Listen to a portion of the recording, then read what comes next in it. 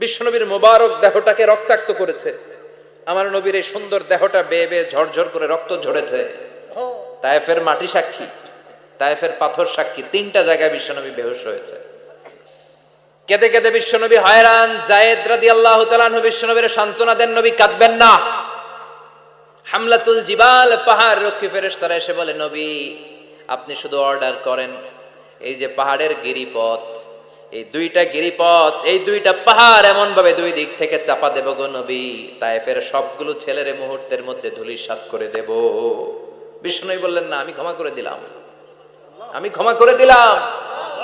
আমার গায়ের উপরে যারা অত্যাচার করে এর কোনোটার প্রতিশোধ আমি নেই না, আমি শুধু প্রতিশোধ নেই যারা ইসলামের বিরোধিতা করে। চিল্লায় বলেন ঠিক কিনা? বিশ্বনবীকে আঘাত করা হয়েছে, তার গায়ে শারীরিক কষ্ট, এটার শাস্তি বিশ্বনবী দিতেন না, কখনোই দিতেন না, ক্ষমা করে দিতেন।